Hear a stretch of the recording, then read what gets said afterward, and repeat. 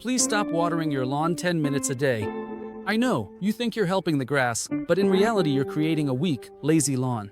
And even if it looks green now in the spring, when summer comes and the heat sets in, all the problems start to show up: pests, diseases.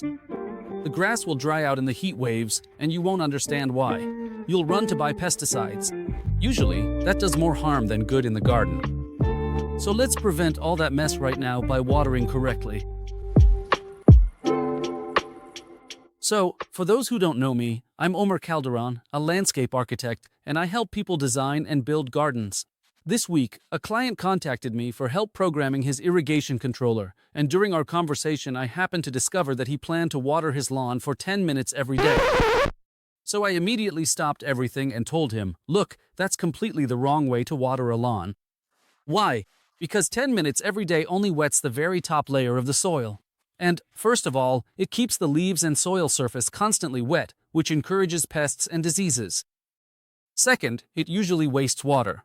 And the biggest problem is that it creates a weak, lazy lawn with a shallow root system. And what happens is that all the water is concentrated in the top layer of the soil, just the first inch or two. So as soon as a summer heat wave hits, the soil surface heats up very quickly. That water evaporates, and in the middle of the day the grass is left without enough water. It starts to dry out and curl up. So if you're also watering your lawn 10 minutes every day, what I suggest you do right away is switch from 10 minutes a day to 30 minutes once every 3 days. Basically, it's the same amount of water. We're just giving it on a healthier watering schedule. On one hand, we won't have chronic moisture on the lawn surface day after day. On the other hand, the water will soak deeper, encouraging the grass to grow deeper roots and become more resistant to heat waves and weather conditions. Is this the right amount of water for your lawn? Not necessarily, but it's already much better than watering every day.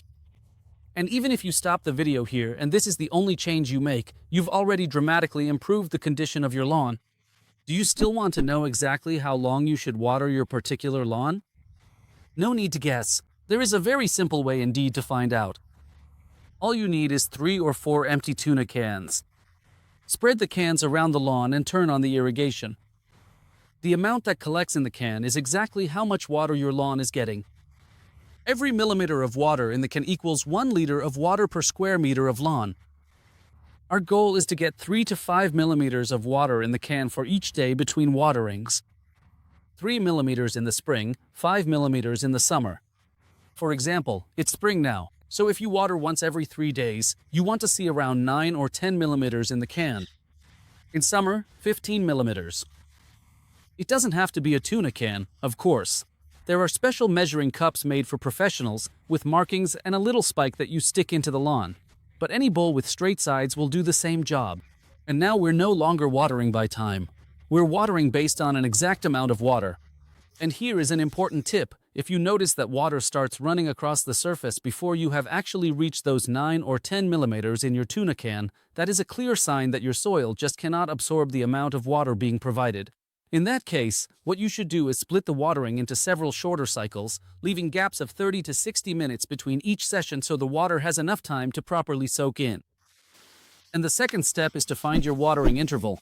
The interval means how many days pass between one watering and the next. Basically, the watering cycle. And it's very simple. After you've watered, let's say you applied 10 millimeters in the spring, you wait. Turn off the irrigation and wait. 3 days pass. If you still don't see signs that the grass is thirsty, like the leaves curling and turning gray, that's a sign there's still water available in the soil, so there's no reason to water yet. So you wait until signs of thirst start to appear. If they appear after 5 days, for example, that's your watering interval. And for the amount of water, figure on 3 millimeters for each day. So for 5 days, do the math and figure out how much water you need to apply. Measure it with the tuna can and adjust the watering time until you reach the amount of water you need. On the other hand, if you see the leaves drying out after just 2 days, don't immediately shorten the time between waterings. What you should do is try a larger amount of water and see if you can make the signs of thirst appear a day later. So if you're still watering your lawn for 10 minutes every day, you're not pampering or helping the grass. You're creating a weak, lazy lawn that's vulnerable to pests and diseases. Once you switch to watering based on 3 to 5 millimeters per day, you'll see a greener lawn that's more resistant to weather damage and less vulnerable to pests and diseases. And there's a good chance you'll save some money on your water bill, too. I'm Omer Calderon, a landscape architect. If you liked the video and found it helpful, give it a like, share it, and I'll see you in the next video. Alright, bye.